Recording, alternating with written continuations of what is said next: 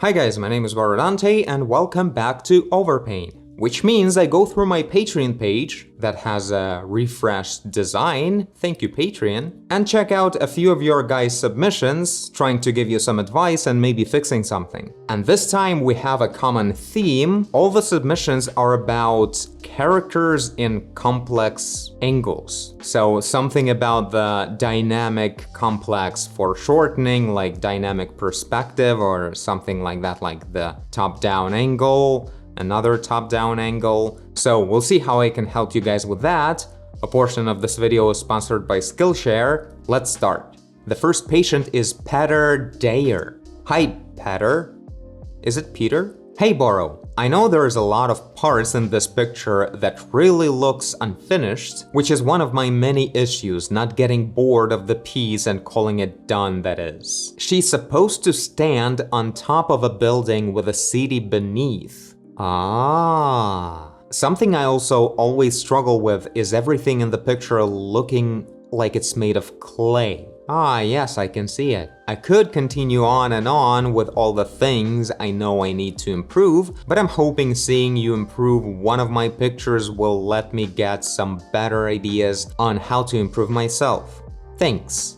So before we start, I want to mention this video sponsor Skillshare. I noticed on Skillshare I really like not watching something I want to learn, but actually to watch something that's in tangent with my direction of work. Today I started watching these videos from Shaban Twomey, a series of videos about learning how to draw a dynamic figure, and I found her approach on the chronology of learning very interesting. So she says you shouldn't start to learn drawing from learning how to break the anatomy down into simple shapes. Instead, you just learn the natural way to draw, which is pretty much just drawing what you're actually seeing and developing your own line. I found this a very interesting approach. You guys know I'm kind of similar in the way of learning how to render lighting before I learn how to render people or any things. Learning how to render the light is a lot more fundamental skill that applies everywhere. And so Shaban's approach, it speaks to me. That's what's interesting. On Skillshare, you can just find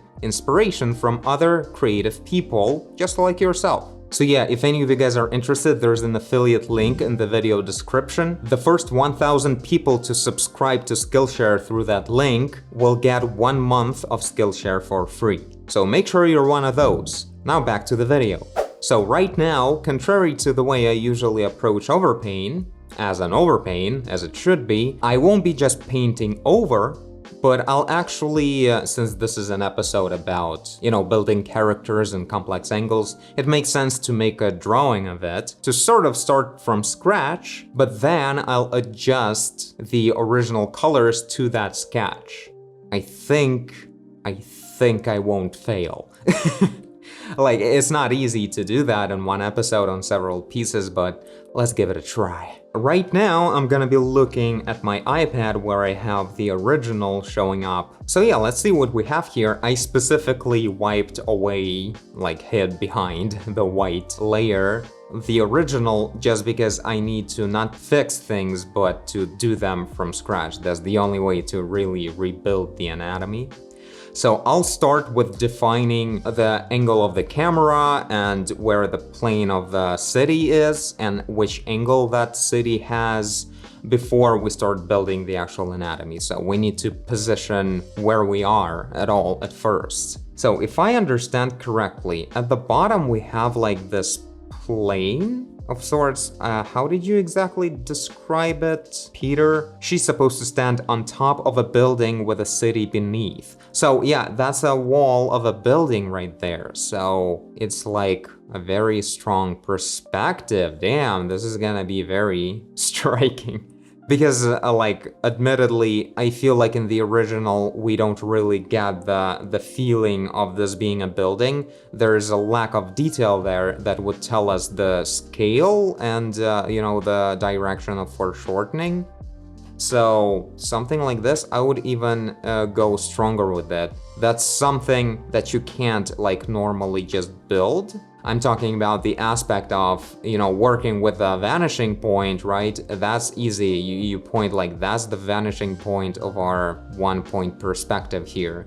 And that's how all the lines should be going in a way. And those lines will be defined same as the direction of these lines, right? They're just the way this object is turned. But what about like how exactly shorter this distance should be than this one? That's the tricky part, because we want to show good real perspective here. And what I'll do here is I'll simply draw this little shape separately. I'll duplicate it, and we have the vanishing point where we have it right there. Vaguely, I didn't really build from it, but that's where it is. And that's only you can only do that in digital, but if we put the pivot point of our transformation in the vanishing point and then scale down to it, there you go. That's exactly where the second line should be. It's right there. So it's a pretty cool trick. I usually always go with it if I need to, make sure some kind of perspective looks right. And yeah, this one is about right. I'll actually go ahead and keep it the way it is to make it feel a bit stronger. Yeah, let's say it's kind of like that. We won't really be seeing the rest of the detail there, something like this. And then we see this super exaggerated strong perspective of the rest of the city all over the place. So it's like super tiny grid of streets. I would actually go ahead and start with streets here. I think it's a good idea to do that because they sort of define the composition. They break down all this mass of buildings into some kind of logical order. I don't know how little or a lot of sense this structure here would make. Yeah, you don't want to have just a perfect dead grid, something a bit more interesting than that.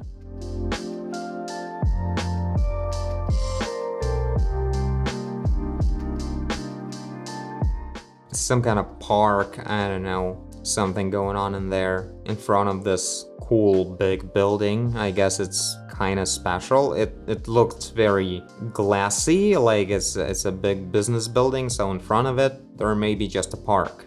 And yeah, just let's go ahead and start with buildings. I feel like this is a very different scale, of course. I wonder how much necessity does this exaggeration you got there has? Or I mean, was it just a way for you to avoid building things and that's why you made everything so tiny, just to, solve it this way, but you would like it to be built this way? So I'm not sure. If anything, we could make it a lot tinier. I feel like it wouldn't be the best composition because it would be just too fragmented and not really interesting. So I think showing actual bigger buildings like this is definitely a better choice here. I hope that makes sense. So yeah, obviously this is the bases of the buildings. They're not in perspective yet. And actually, let's make this part, if we'll ever even see it, let's make it a big parking lot or something with just, that's the entrance, I don't know. Yeah, generally showing cars would be a good idea. So that's generally the scale I'm going with here. Or actually, it should be smaller if we have roads of that thickness. Well, are you going to unfreeze Photoshop? I think not. Okay then. Still working on that selection right there. Very tricky, I understand. So I made a screenshot before restarting it.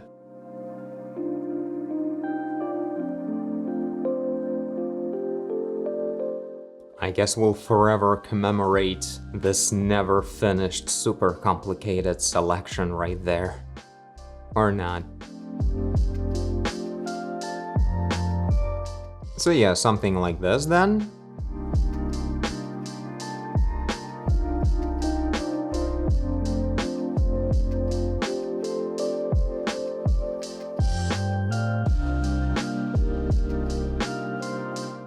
And yeah, we could even, like, I really like adding cars. It really gives that scale much better. Like these cars right here, it's really making you think about how you're looking down, you know?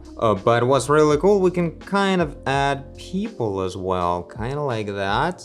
And we can show maybe even a crowd of people near this building. Maybe like this is something like everyone's looking at what's going on with her. And yeah, showing some people in other places as well. And of course, there may be a lot more details, you know, some, I don't know, little hoods or whatever it's called, like little things in front of some kind of store or a cafe. All kinds of stuff, the street lights and everything, like, but yeah, like just tiny rectangles. What is it? I don't know, a newspaper stand or like a mailbox, who cares, you know, you won't even see it here. Just add that kind of stuff. And of course you can look up references from like Google Maps. If anything, I would actually just look for a good shot on Google Maps, paste it in here, and then whatever, paint over it, who cares? So something like that. Now again, we remember that our vanishing point is like right here. And from this vanishing point, we can build the height of our buildings.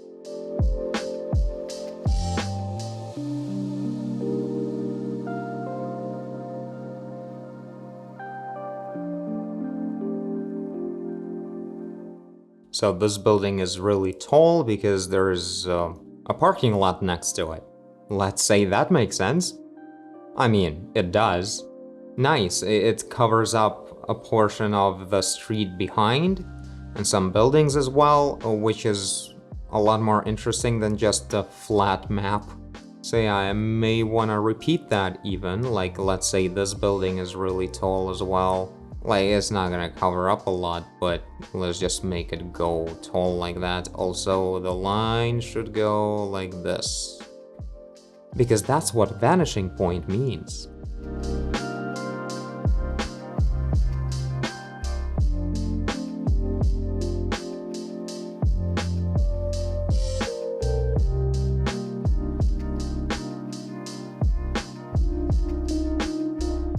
Man, I did not expect this to be so much fun.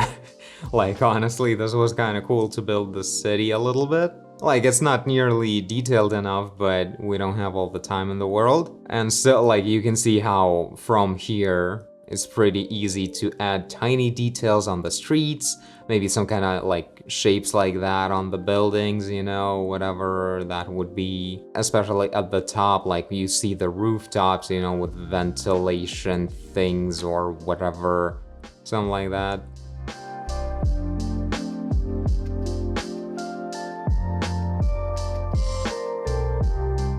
Man, this reminded me, Spider-Man will come out on PC soon. Yeah guys, don't expect too many videos in August. So yeah, I don't know, we'll probably cover up all the best parts of this right now with the main character, but the point of this video is to show you an example of how to make things happen, so it's still worth it. Also, I definitely skipped a few buildings here that needed to be extruded, but you get the point.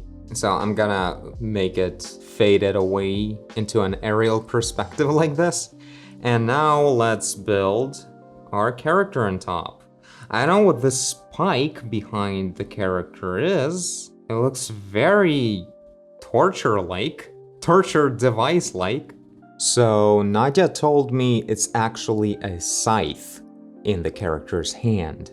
And I did not realize that throughout the whole video, so yeah, it's gonna be just a spike behind the character that is hanging off of this long stick, and that's gonna be it. I can live with that. Can I get out of here? Like that. So let's start with the pole. One cool trick in Photoshop, well, there are all kinds of ways to normally and slowly draw straight lines in here, but one way I like doing it is just aligning the canvas with the screen the way I need the vertical lines to be. And now, if you hold Shift and draw, it will actually make a line exactly this way, which is pretty cool. The street is not perfectly aligned with the pole, but also it's just not a straight street, like in here it's aligned, but then it isn't. And also, it actually really doesn't matter, so... Also, I shouldn't have rotated the screen back, because we pretty much should be working in this position the whole time. Let's make it, like, thinner, I guess. Yeah, also, as I realize, the character isn't necessarily supposed to be in a foreshortened state here, so the angle on the character is not that complex. But what's interesting, like, generally it still looks like the foreshortening is needed, like the legs go down. So I'll make it this way. We'll make the way the character is mounted onto this pole is like realistically complex. Their feet are not exactly perfectly fixed, so they're kind of hanging downwards with only their torso area being attached to the pole. That way, we're still gonna get a lot of foreshortening, and generally the pose of the character is complex anyway. So it's literally what Shaoban on Skillshare is opposed of in terms of how to learn to draw, like breaking the anatomy down into simpler shapes. But in this case, first of all, we're not having a reference, which as always would be a great idea, but I just won't do it. And secondly, we are trying to build a complex geometry, which is way harder than just drawing anatomy itself. And exactly for the geometry, meaning for the foreshortening, complex angles on things, you definitely should break things down into simpler shapes. Actually, I'm gonna bend the torso a little bit, so we won't be seeing this top plane of shoulders as much. It's more gonna be like this. Yeah, so now you can see how this is pointing at us a bit more, and this is pointing quite away from us. So it's changing the angle of this torso here, which is exactly what I wanted. Maybe even stronger. Also, it may seem like I know what I'm doing when it comes to geometry and like drawing. I don't. I hope this will work. So I don't want to make the head too big. Also, in your case, the shoulders are really wide, and I can't tell what exactly is a mistake and what is supposed to be. Like, is she supposed to be like this strong? Because she has some kind of like Amazonian things on her forehead and everything, like some kind of special things. Also, her eyes are glowing. What's up? But let's say I'm just gonna make it this way. I think it's close enough. And one thing I'm changing that I think is definitely a mistake is an incredibly long torso, which immediately made me think that this was a mistake made because of the problems with showing foreshortening. I'll make the angle on the head a little bit from the top still. In the original, it's like perfectly aligned to the canvas, like if we would just crop the image, it would look like just a portrait. Also, the hair is totally just hanging down as if it's not really tilted the way I think it is. I hope I'm reading everything correctly anyway. But yeah, definitely the hair, I would make it go downwards more, or maybe like introduce a really strong wind, which totally makes sense at this height. So yeah, let's introduce some thinner parts in here. And they're gonna be kind of like this, overlapping one on top of the other. So it's important to show this line going in front of the bottom part where there's pelvis, and this is our rib cage. One is going in front of the other. So yeah, I don't know what's going on with the connection of all of this onto the building, but I can see there was just some clouds covering that up to avoid any hassle with that. Totally respect that, but I don't know, I'm curious.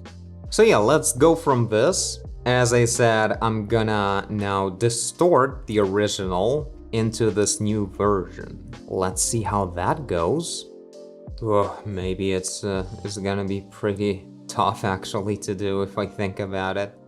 So I think what's really gonna be awesome is to copy the image of the city and mirror it on the surface of this building. It will look so dope, but first we need to paint the city.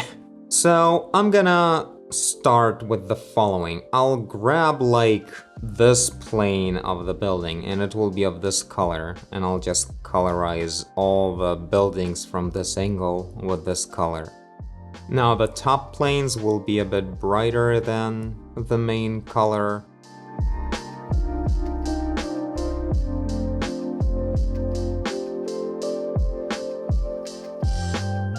Like it may be too bright. Wow, how are you getting green? That is so weird. Is that just the optical illusion and this is just more gray? No, it's legit green. What's going on? Well, anyway, if it's green, then I'm gonna tone down and change green back to blue. Now the road can be a little bit darker than the walking streets, because walking streets are, well, they definitely have a higher chance of being made of some kind of tiles or something, I don't know.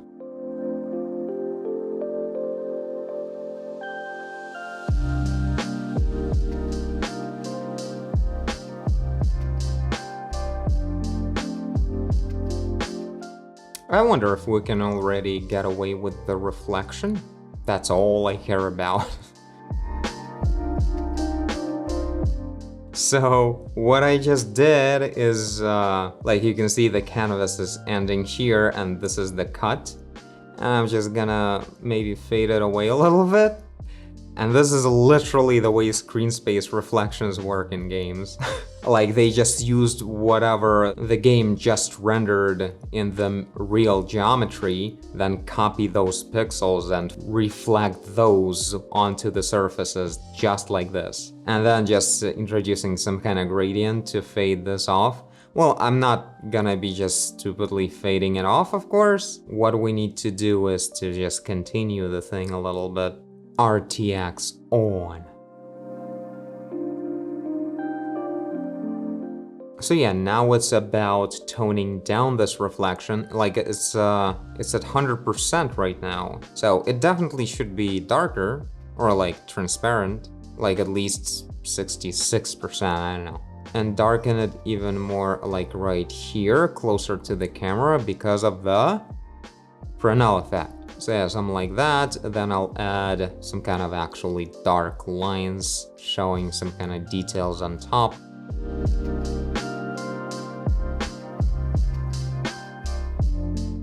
There you go, I kind of believe it. Ooh, another thing I would love to do is to, let's kind of duplicate this layer just to save the original, but what I would do is definitely make each window at a slightly different angle. Maybe let's select several windows at once. No one will notice. They just shouldn't be one next to another. And let's just use warp, I guess. Nah, let's use liquify. We need a bit of a more detailed distortions.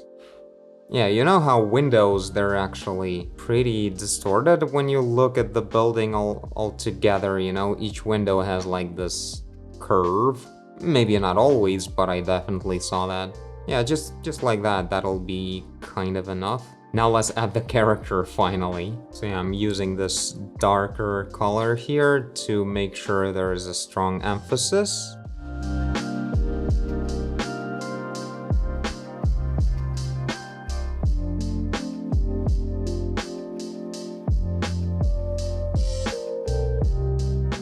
Do something cool with the hair like this. And yeah, we can reflect the character as well. We should.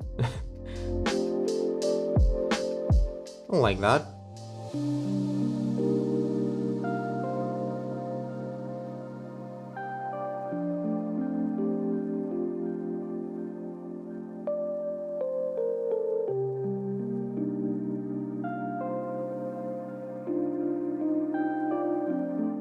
Man, whatever is going on in this twisted world? Her mouth is like closed. Is there a ritual going on her? Like she's not controlling the situation one bit, right? Well, I mean, she's tied up, I think. It's really like, it's complicated here. So I assume these white vapors like that I thought of as clouds, they're probably like the magic of the ritual going on. I think I have like a cloud brush. There it is.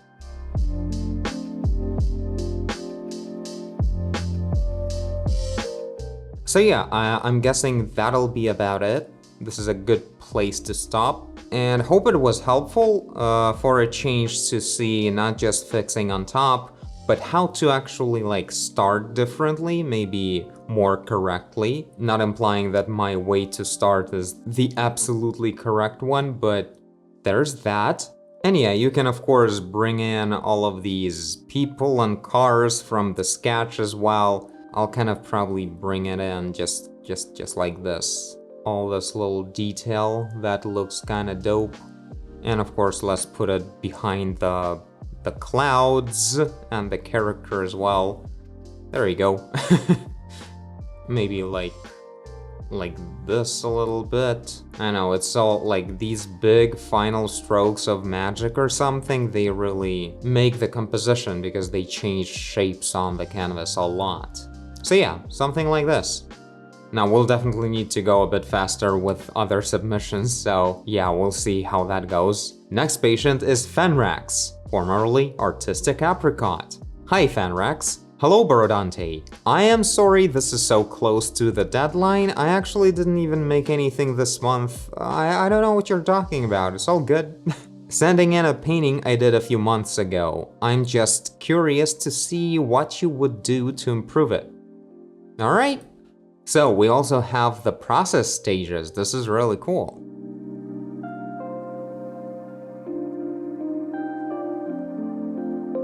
You decided to get rid of the window pane and everything, like that one that was in the middle, to make it just fully open. Honestly, the main thing I can see about this picture that's off, like right away, is like this part of the torso.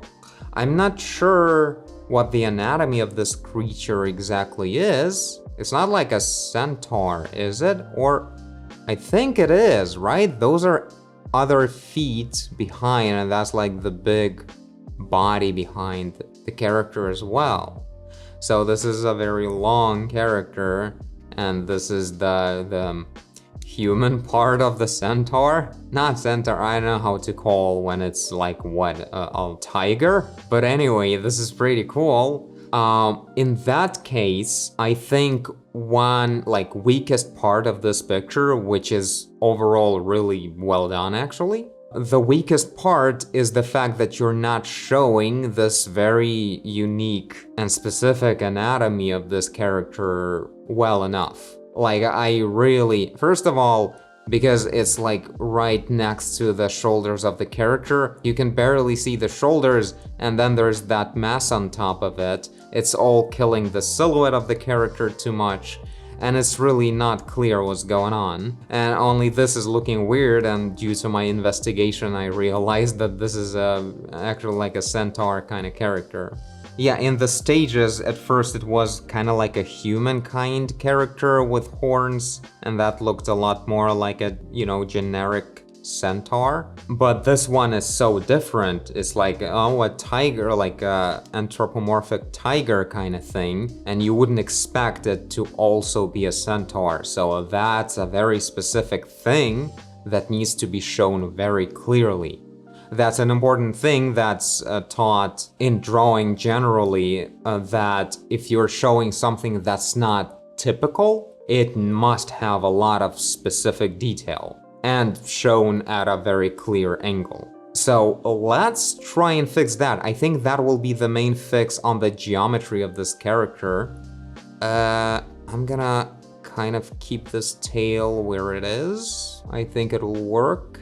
I think this is the way it goes. So I'm kinda gonna keep this, only like curve the tail away a little bit, because I'm gonna put his torso a little bit like this probably. We'll see how I'll be able to do it. We'll probably need to tilt this part as well, so he's like leaning sideways a little bit and having like that.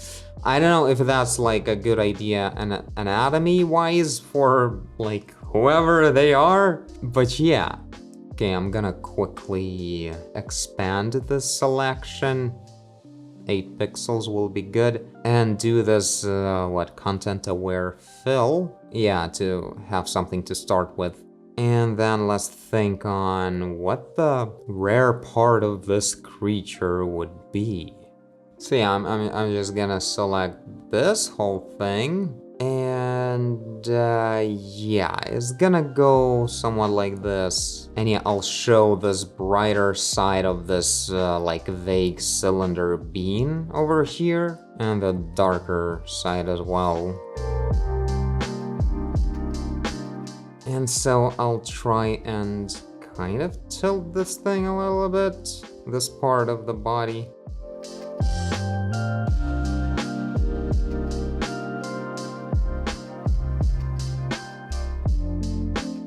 Like, I have no idea what the pattern would be here, but let's say it would be kind of like this.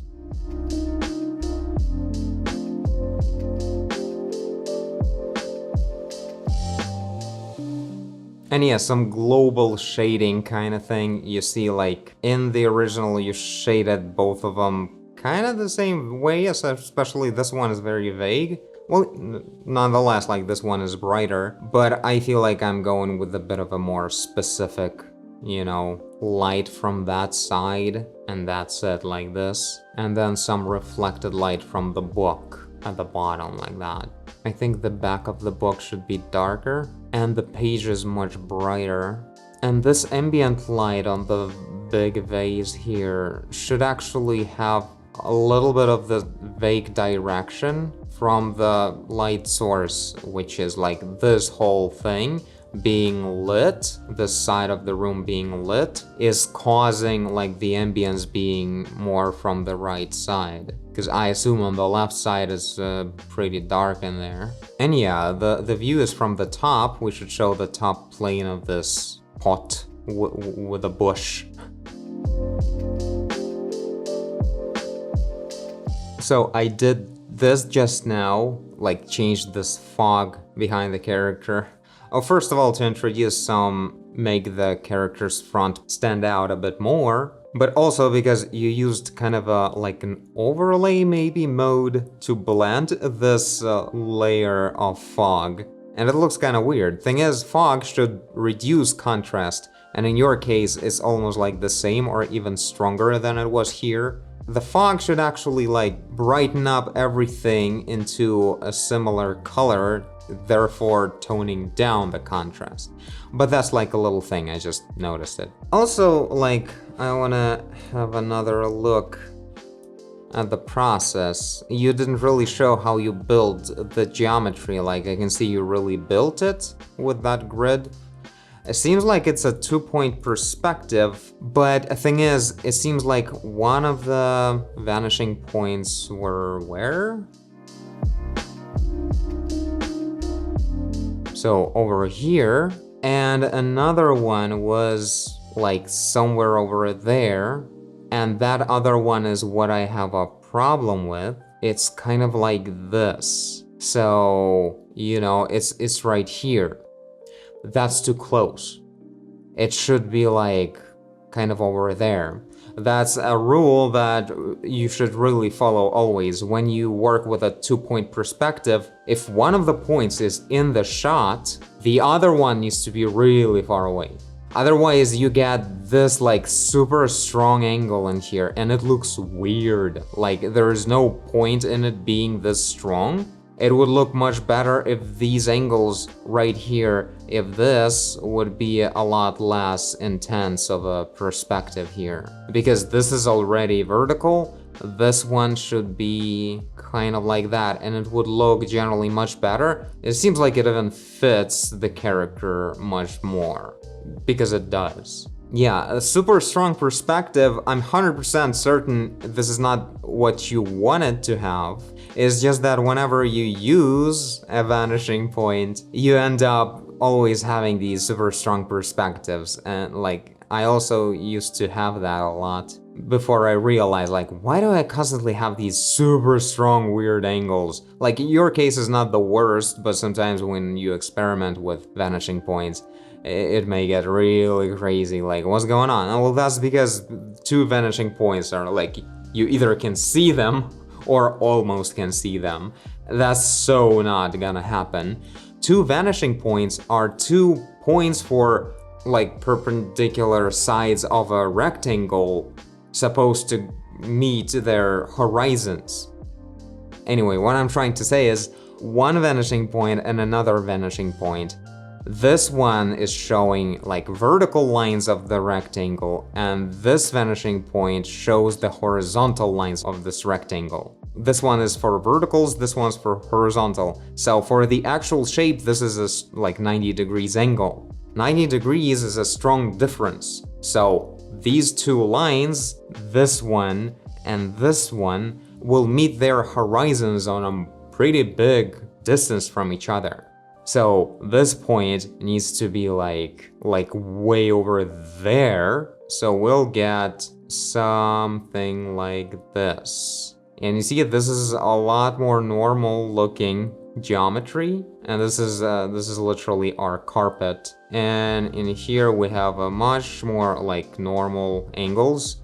I still have it even a little bit too strong, but generally, like, your vanishing point is kind of over here, and I made it like more than 2 times further away, or should have made it. So yeah, I guess these are my main 2 fixes and pieces of advice. Everything else is like very minor. But again, if I would like restart this piece from scratch, I would choose, like, right now we're looking at the character like this. This is like the box of their torso. I would instead look at their torso a little bit from like this angle, as if they would be over there, but like here, right?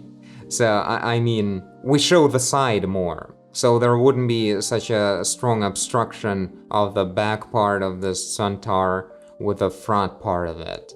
So we would actually like see it normally in here like this. And, you know, this is the head in here and everything, reading the book, and the tail goes over there. So the tail would be obstructed, but not like the whole interesting and crucial part of the anatomy, which is, you know, how this is a centaur.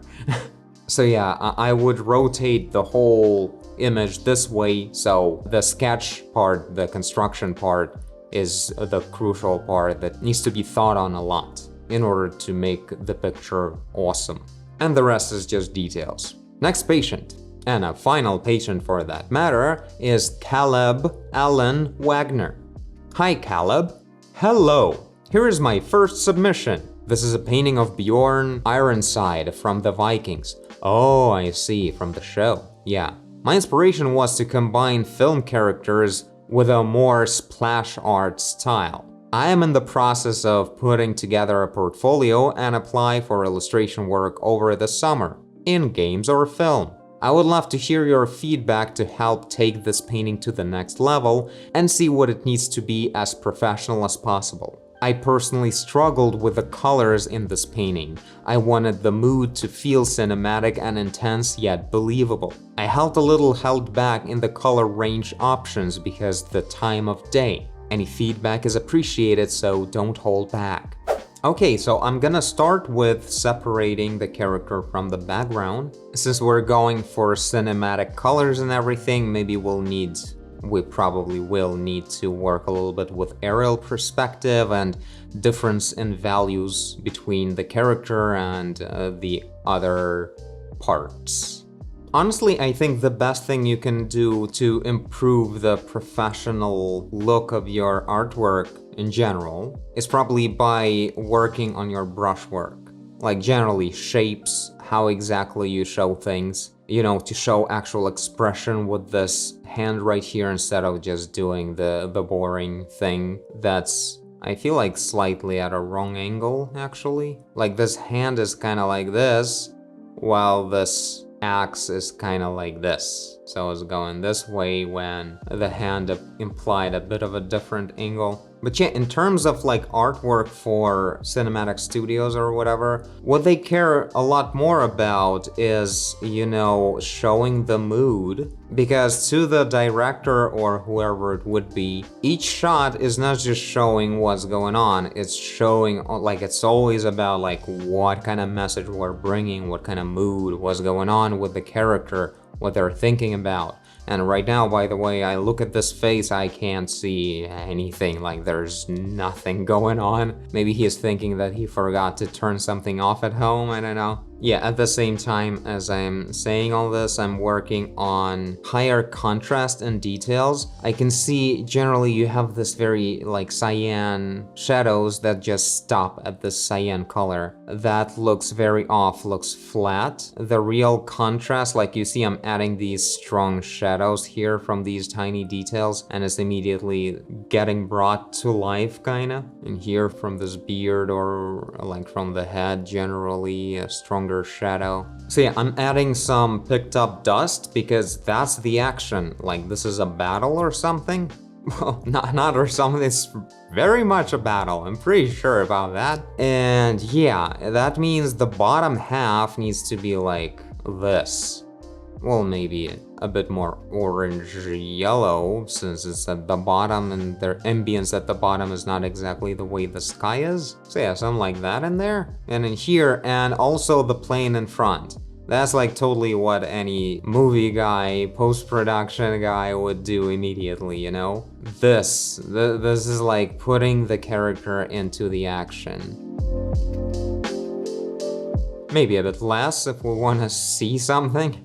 And yeah, we have this light on the side. Let's just kind of stick to it, really? And if this is like a darker outfit, so you didn't want to go too bright, that means on the shadow part you need to go a lot darker. It's one or the other, so let's say it's not going bright in here, well that means it's really dark in here. So yeah, with the contrast, not so much with the color palette in here, but with the contrast, I feel like you need to pay more attention to that. I think it's generally one of the most important things. And yours is not the worst or anything, but this is definitely gonna make things a lot more awesome. And yeah, one thing that makes things look a lot more professional, especially for movie guys, is when you paint wrinkles more realistically than this. So yeah, use references, that's for sure, you know, also learn the checkerboard pattern of the basic wrinkles on the clothing and stuff. Checkerboard, as I mentioned before, when it's like this, and like this, and like this, and like this. Wrinkles go like that when the contraction is going on. Not the tension, but when like inside of the bent elbow, for instance, that's like the perfect place for that. And of course, don't leave anything totally flat like this. That's never supposed to happen. So yeah, you see, this is looking very different. If we feel like there's aerial perspective supposed to happen, we can just go ahead and add it on top then. So going strongly and then toning it down as much as I feel fit, kind of like that. Which is of course very different from just painting it light. Right now we kind of lose details in the shadow and then we light it up. Same thing that happened in the previous submission where fog shouldn't increase contrast, it just brings things closer to its color. So yeah, all these nuances of working with contrast of different photo effects, including lighting, fog, translucencies, reflected lights, all of that is best to study from photos and such. Yeah, don't be afraid of like small high contrast shadows. They should happen quite a lot. Like, even though this detail is tiny right here, this I understand as like a cylinder. That's what we imply. And a cylinder will 100% have a very dark shadow underneath it, no matter how tiny it is. So, and it will drop the shadow downwards, so it's a pretty noticeable spot. And it has no excuse to be lit up here for some reason, like being very flat colored like that. One thing though, if you're making a dark shadow on something and it looks wrong, like too strong, that's probably the size, not the contrast. If it makes sense to introduce a dark shadow, because it's just, you know, a strong fold, a crack, stuff like that's just in here. It's a fold. Inside of there's no light at all between these things, so there will be a very dark shadow here. But it would be wrong to make like a faded shadow, you know, because it's just not that kind of detail. These things are really close to each other. If anything, it should be like, you see, it's still super bright. It shouldn't darken down slowly to it. It should be still 100% bright and then the sharpest shadow. And kind of same in here. The only exception here is that like I won't be going too hard on it because this is white fur and it has a lot of light bouncing around from it, inside of it, and in the nearest neighbors and whatever. So that shouldn't go as strong on that. But yeah, all of these like deep, tiny shadows of whatever these details are, like I can read these details really well, so you did a great job showing them generally, but they looked not too professional because they're like washed out, and why? So yeah, you see how this is very like flat and this is getting real, and we can obviously keep going with it. Now I also feel like this side of the axe should be like darker and maybe suddenly a little bit reflect the grass. And that's because like specifically we made it darker, so now is just the reflections, like, well, generally metal is only reflections, but right here like it's reflecting the dark part, but also somewhere there should be something bright going on. And this way we kind of like see it better than the, oh, I just inverted the lighting, but actually good thing I did, because this is a very flat kind of, again, kind of the same situation here, but like really brightened up. And this way we have this dramatic contrast, which is totally a thing. And on the face, it generally should also happen, but it's like at this very favorable angle, I guess, that it won't be happening too much. These are very tiny irises, like eyes should be a bit bigger, like that. I can see there's been a whole lot of color correction on this image, trying to find the good palette. I gotta say though, one time when I started getting like colors that I liked was the time where I noticed I stopped doing any color correction at all. You should be just painting those colors right away. Well, kind of, more or less. A little bit, sure, but you gotta do it very intentionally and knowing exactly what you're doing. Let's bring a little bit of a battle face, I guess, because he's like not telling me anything. And by the battle face, I mean let's show a little bit of the eyeball on top of the iris, just like that. And that's already enough. Now he looks like he actually gives a damn about where he is and what's going on. And I assume his eyebrows are supposed to be the same color as the rest of his hair. I mean, it doesn't always necessarily happen, but like with the top hair and beard hair being super blonde, having dark or pretty much absent eyebrows is kind of weird. This is me trying to make a little bit of a face like that, I don't know. With the beard. Is kind of complicated. That's too bright of a color for the lip. So yeah, I don't know, maybe you were restricted with what was going on in some kind of movie reference on the colors of his hair or anything, but I don't have that. All I know is that I have a dramatic light from the right, and I'm gonna support it as much as I can. So the beard is overall supposed to be bright here, acting as one mass, not just separate hairs that are going all over the place, you know?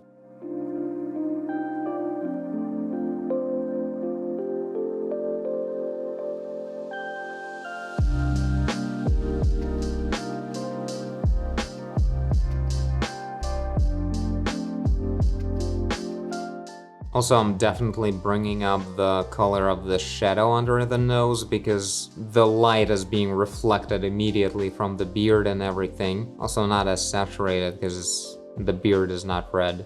So yeah, there we go. Now there's a lot more presence in his face, as in like in the expression, but also in the contrast and presence of crucial details like actual eyes having good contrast and size and just more of a, defined features of all of that, and the beard that's actually following the lighting a bit. And yeah, I feel like this is one place where these strong shadow is definitely shouldn't happen, just because of overlapping. Maybe there is a shadow somewhere in there, but I feel like this is just in front of the beard, so it's just gonna be this. This wood right here is way too saturated, and generally, like, we can make it darker, I think. And yeah, about the perspective, today's theme that is not present too much in this submission. Like, with the perspective, you almost have everything awesome, but I would make it kind of like this, probably. And also, like, I may wanna extend one finger, although, yeah, the Viking would probably just hold it, and that's it. Nonetheless, I'm still doing something here.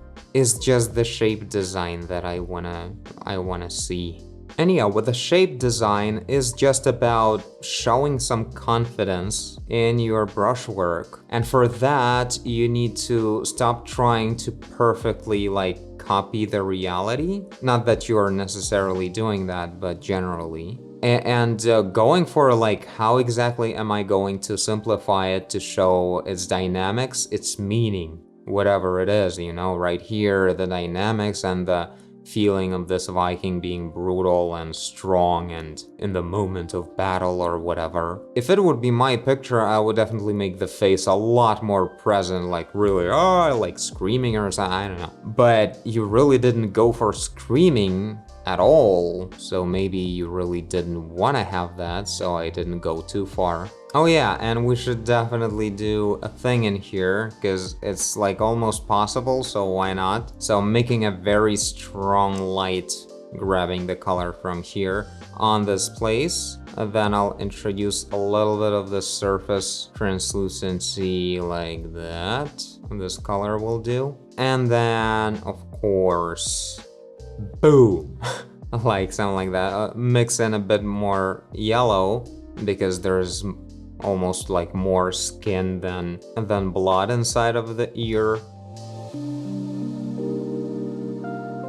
And one last thing I would mention in terms of the color palette and making it look more cinematic. Right now I sort of did the picture and it's looking a bit more like just a full dynamic range picture. And in movies they usually go with like, if I would use color correction, like I would use a curve and I would introduce like a shoulder. And that's close to what usually they recommend doing for paintings, not going too close to white. But thing is, in movies, that's so happening a lot. And yeah, they do this thing where you don't ever see the pure white at all. Everything is toned down. If something's really bright, it just gets like lower contrast, but never like getting blown out or something like that. It's always like very high dynamic range cameras right now and everything. So they never, like, they capture all the detail in super bright spots as well, especially if we are talking about like